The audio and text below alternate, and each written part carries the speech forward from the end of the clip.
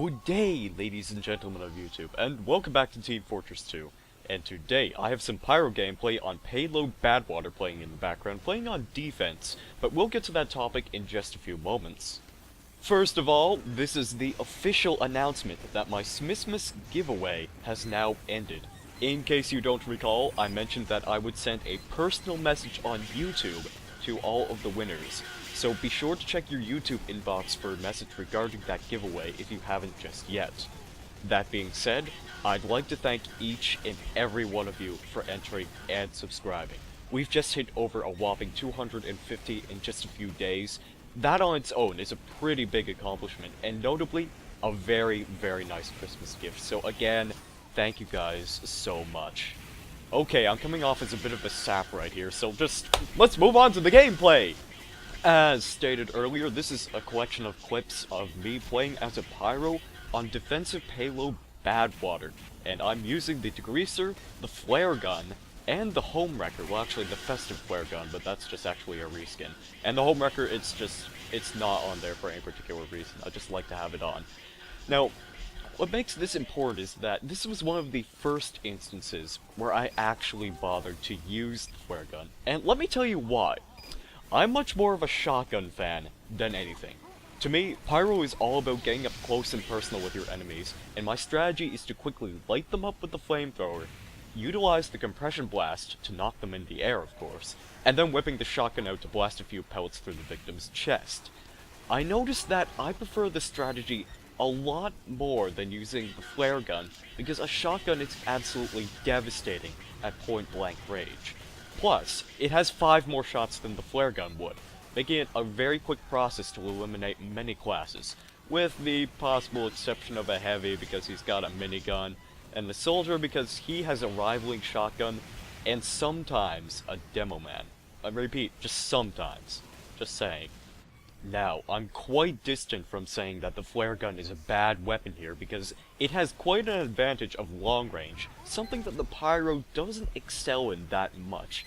When you're at longer proximity, you could safely light key targets on fire, say a medic or a scout, which I admittedly don't do very well in this gameplay, it's quite evident.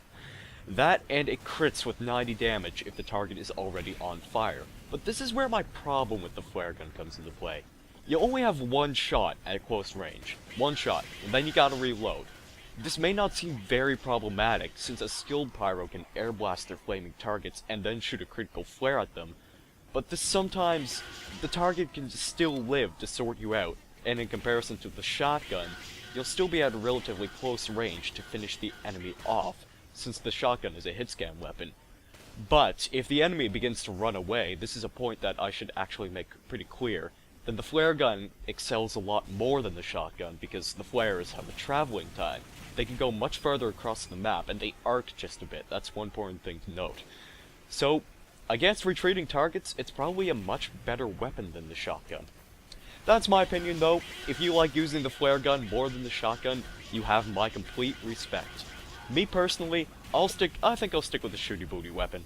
As for the reserve shooter, I don't exactly have an opinion on it just yet, because the trade-off for mini-crits and the lower clip size, it doesn't sound very promising in foresight.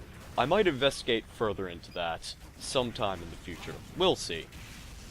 That's going to wrap things up here, folks. So, once again, thank you very much for over 250 subscribers, and thank you for watching this video. I guess I will see you sometime after Christmas, so have a very safe and enjoyable one. You deserve it. Bye. Whoa, hold it, cowboy. This video ain't over yet. I just realized after recording the initial audio that there is something important about the Smithmas update that must be addressed. In case you couldn't tell, some weird things are happening with some of the game's pre-existing weapons. Notably, the Short Circuit, the Soda Popper, and the Diamondback, and much more which I can't really get into detail right now. I don't exactly have enough time to give a more in-depth look at all of these weapon changes just yet, what with Christmas coming up and all, but after the fat man in the red suit drinks the last of the milk in my refrigerator, I'll consider collecting some of these weapons I don't own currently, and maybe I'll make a whole video summing up these recent changes. And I'm kind of noticing a pattern here too, because if you remember the Two Cities update, the Babyface's blaster and the amputator received some changes, and prior to that, there was the housekeeping update, which gave many weapons some drastic changes as well. So, it kinda makes you wonder what Valve's intentions are for the next big update. Anyways, I just had to get that off my chest, so this is officially the end of the video. You don't need to waste your time anymore. Merry Christmas, everyone!